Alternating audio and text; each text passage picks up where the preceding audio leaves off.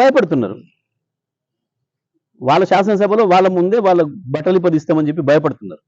లేకపోతే ఎందుకు ఇవ్వరు అవకాశం? ఇవ్వాలి కదా మాకు. మీరు ఏ పద్ధతుల్లోనైతే మీరు చేస్తున్నారో అదే పద్ధతుల్లో ప్రతిపక్షానికి ఇవ్వాలి అవకాశం. మేము అడుగుతున్నది న్యాయమైంది కదా. తెలంగాణ ప్రజల ముందే పెడతాం మేము ఈ విషయాన్ని. తెలంగాణ ప్రజల ముందు ఉంచుతున్నాం. శాసనసభ నీకు ఒక తీరు నాకు ఒక తీరు కాదు కదా. నువ్వు ఏ పద్ధతిలో చూపిస్తే మేము ఆ పద్ధతిలో చూపిస్తాం. మేము కొత్తగా మేము ఇంకోటి తెచ్చి పెడతామని కూడా అంటలేము.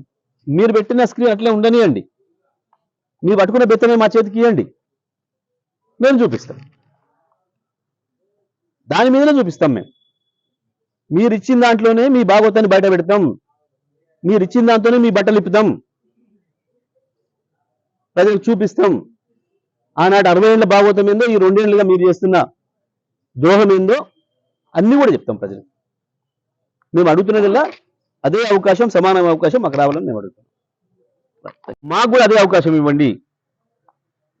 అదే పీపీటీ మీరు పెట్టిన అదే ఉంచండి, స్క్రీనే ఉంచండి. మీరు కూర్చున్న తర్వాత, మీరు అయిపోయిన తర్వాత మీ ముఖ్యమంత్రి మాట్లాడతారా, మీ ఇరిగేషన్ మంత్రి లేదా ఇంకేమైనా తెచ్చుకున్న ఇంకో మంత్రులు, మీ ఇద్దరికంటే ఇంకా తెలివైన మంత్రి మీద అంటే ఎవరైనా ఉంటే మాట్లాడుకోండి, మాకు అభ్యంతరం లేదు. ఎంతసేపు చెప్తారో చెప్పుకోండి. ఆ తర్వాత మా పార్టీకి అవకాశం ఇవ్వండి. అదే పీపీటీలో మేము కూడా చెప్తాం. మీరు ఏదైతే చెప్పినరో ప్రజలకు మేము కూడా అదే పద్ధతిలో అదే శాసనసభ నుంచి చెప్పాలి. కాబట్టి మాకు కూడా అదే అవకాశం ఇవ్వండి అని చెప్పేసి మేము అడిగినాం.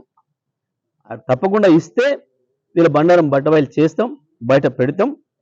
ఇవ్వకపోతే ఇవ్వమంటే మా పద్ధతిలో మేము ఎట్లా చెప్పాలనో ప్రజలకి మాకు బాగా తెలుసు. తెలంగాణ ప్రజల్ని ఎట్లా జాగరూకం చేయాలనో, కాంగ్రెస్ చేస్తున్న దుర్మార్గాల్ని, రేవంత్ రెడ్డి ప్రభుత్వం చేస్తున్న దుర్మార్గాన్ని, ద్రోహాన్ని ప్రజలకు ఎట్లా ఎండగట్టాలని ఎండగడతాం. మేము అడుగుతున్నది ఒకటే. ఆ రోజు మీలాగా మేము తప్పించుకోవడం లేదు. మీరు పీపీటీ ఇవ్వద్దు అని చెప్పి మేము అభ్యంతరం చెప్పడం లేదు. ఇవ్వండి, మీరు మాకేం అభ్యంతరం లేదు. కానీ అదే శాసనసభలో అదే కంటిన్యూ చేస్తూ మీ ముఖ్యమంత్రి, మీ ఇరిగేషన్ మంత్రి మీరు అలసిపోయి కూర్చున్న తర్వాతనే మాకు అవకాశం ఇవ్వండి.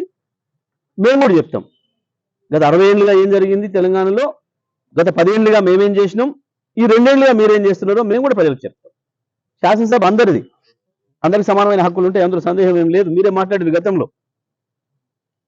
మీరు అడగలే ఆనాడు అవకాశం ఇవ్వమని, ఆడిపోయి తప్పించుకోపోయాను దొంగల్లాగా. కానీ మేము ఇవాళ అడుగుతున్నాం, మీరు ఇవ్వండి, మాకు కూడా ఇవ్వండి అని అంటున్నాం.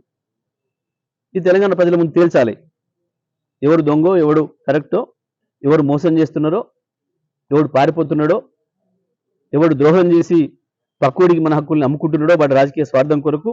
అన్ని విషయాలు కూడా తేలాలి, ప్రజల ముందర పెడతాం. అవకాశం ఇస్తే అసెంబ్లీలోనే పెడతాం, అవకాశం ఇవ్వకపోతే ప్రజల్లో పెడతాం.